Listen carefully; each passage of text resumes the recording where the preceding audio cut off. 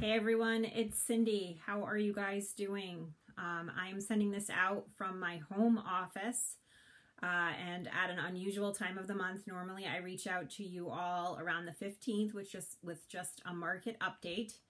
I am not really going to do a market update today.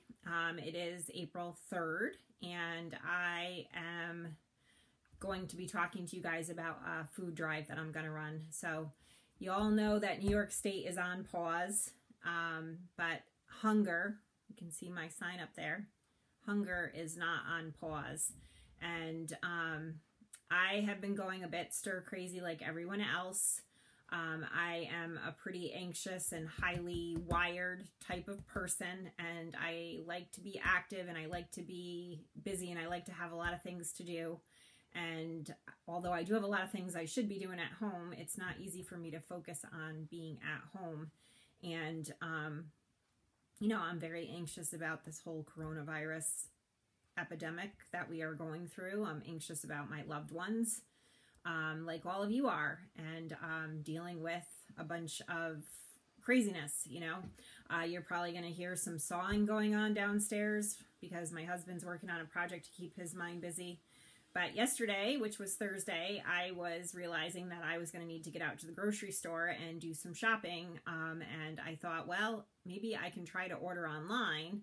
And I looked into that. I had done that maybe a week or so ago, maybe 10 days ago at Price Chopper, and it worked out okay. But I just kind of did a trial run and didn't get a lot of stuff.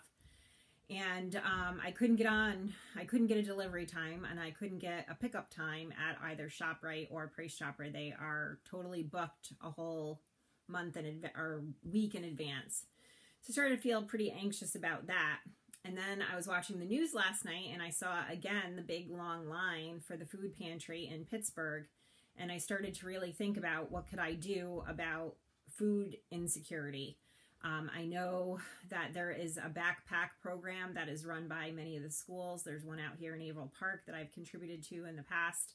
And that program is still running, where the kids will come in during the day. They can't even, I guess, get out of the car, you know, with their parents, and they are picking up food for the breakfast and lunch. And then I think they are trying to still send them home with some stuff to get them through the weekend, because that's what the backpack program was.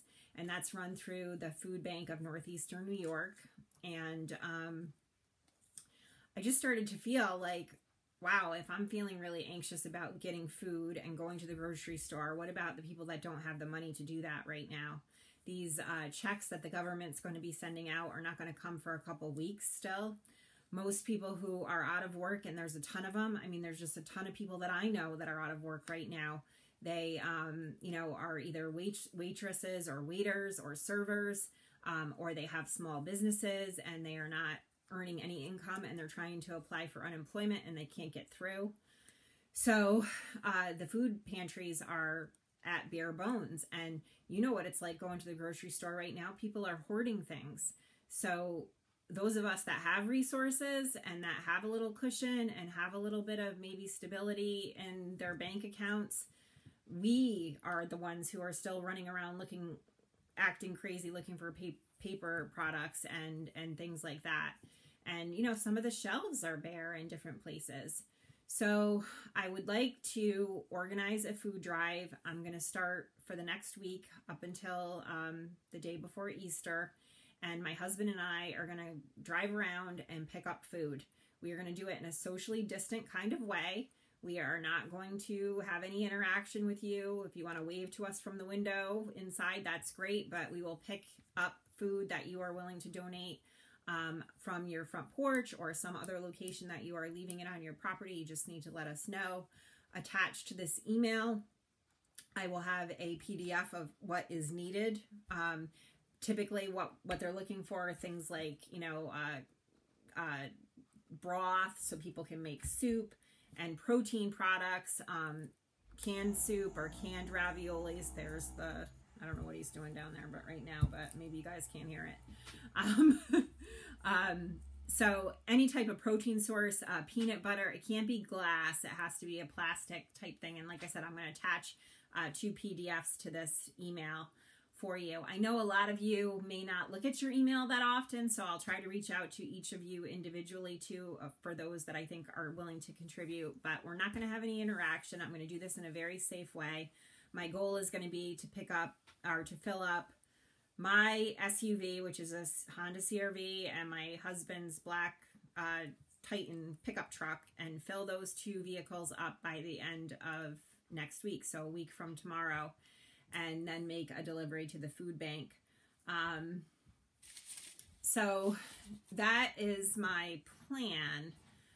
The other thing that you can do if you don't want to do any kind of a food donation and you just have an extra couple bucks, $5, $10, I do have a PayPal account and I have a Venmo account, and I can get a donation to the food bank that way. They did say that their monetary donations go even further than food donations, so $10 buys a lot more than $10 worth of food, given what they can do with that. So hopefully you guys will participate. I know it's going to make me feel a lot better to know that I can do something that will help in this time of great need. And, you know, normally at this time of year, I'm super busy, and I'm not right now. And I feel like I need to have something good to do that's positive, that's uplifting, and that will help people in need. So hopefully you guys will join me, and please reach out to me. Let me know that you got my video. Respond to my email. I greatly appreciate that. It lets me know that you're hearing me and that you're interested in what I'm saying. And if you're not my friend on Facebook, please find me on Facebook or Instagram, because I always post information about these kinds of drives and things that I'm doing there too. All right, y'all take care. Wash your hands. Stay at least 6 feet apart. Stay inside. Let's flatten the curve. Let's get back on to good life coming up in a couple of months, and hopefully everybody stays safe. Thank you. Take care. Bye.